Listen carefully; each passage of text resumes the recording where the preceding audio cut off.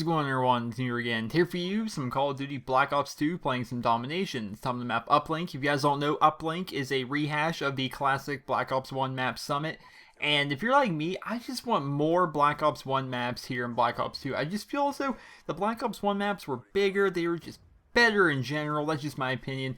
But it's a good gameplay. We're starting off here with the R870, and this gameplay is a perfect backdrop for the topic of today's video, which will be Adapt and Overcome. Which will be know your role. Know your role while playing Call of Duty. Know your role. Know your spot on the team. So I'm doing kind of like a tip week here on my channel, and I'm trying to a lot of these ideas come in the shower, right? Because all man's greatest ideas come while they're in the shower. And I'm trying to think what makes me the Call of Duty player I am. What am I? By no means am I a pro player. I don't have that kind of time on my hands. I'm an above average Call of Duty player. I'm pretty well above average. It's pretty well documented here on my YouTube channel by most people that I'm somewhat above average compared to most. And I want to take what I know, what makes me an above average Call of Duty player, and help people who are in that transitional period between maybe average, maybe slightly above average, to kind of a pretty good asset to any team that they're a part of. That is my idea for this series here. And one of the things I think that I do pretty well, and that my friends do pretty well, that not necessarily everybody in the Call of Duty community does very well, if at all, is Adapt and Overcome, which is, helping out your team, which is knowing their role on the team and knowing how to do different kinds of things. So you notice in this gameplay, I started off using the R870 shotgun. On Summit, the map Summit, because this is a rehash of Summit like I mentioned, in Black Ops 1, my favorite classes to use were the Olympia, the double barrel shotgun, I love that gun, or the Spaz 12, or even the Akimbo HS10s. I figured Summit, or as we call it here in Black Ops 2, Uplink, to be more of a shotgun map. So I decided I'm going to run around with the shotgun here at the beginning.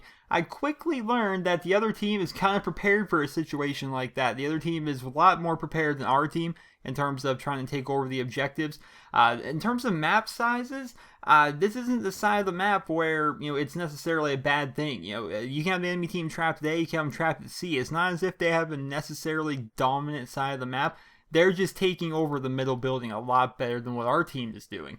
And quickly, I come with the idea, I realize I'm not going to be able to take my shotgun and just run in there, kill everybody from every area in that room, and capture the flag by myself. It's not going to work. It's not going to happen. Stuff like that can happen depending on the level of player you're going up against, but it wasn't going to happen against these guys. I realized that, I acknowledged that, and understood that. I recognized it, and I just gave so many synonyms for that.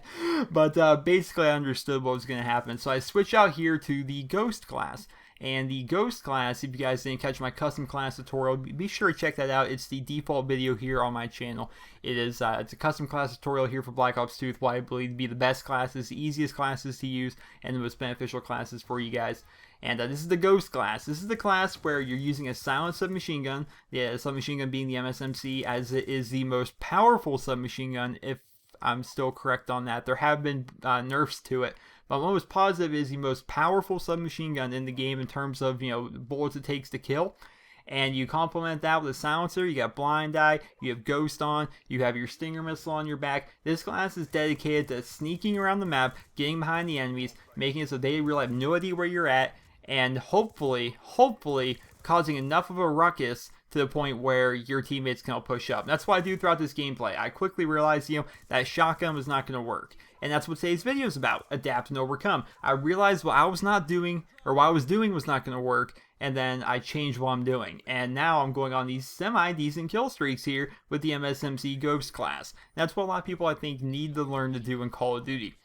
More often than not, when you're playing Call of Duty, people don't go into the match thinking to themselves, hey, we're going to win this match and here's how we're going to do it.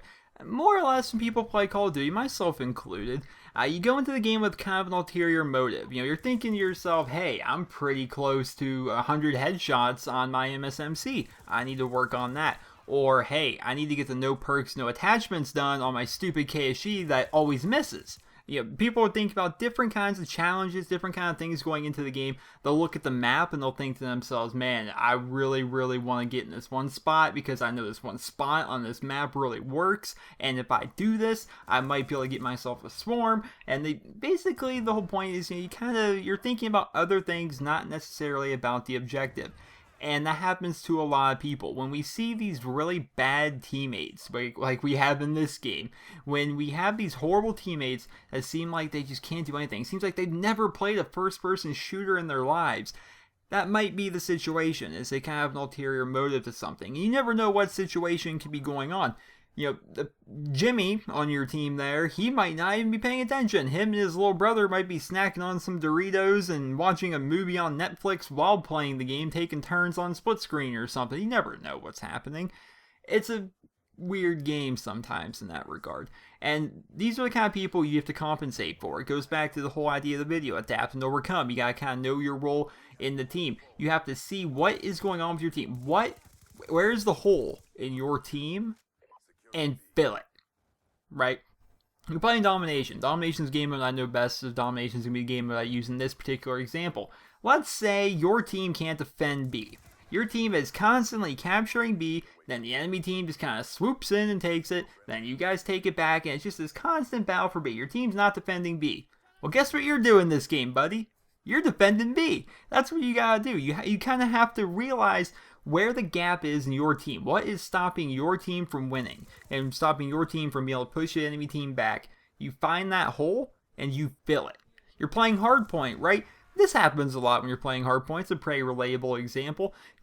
Whoever captures the hardpoint, they don't really care about capturing the hardpoint. They just want to run through, get their 250 points, and move on, look for people to kill. That's what people kind of do. If your teammates are, in most situations, actually in the position to capture and hold on to the hardpoint, but no one's staying in the hardpoint, guess what you're doing this game, buddy? You're carrying the team. You're going to hold on to that hardpoint.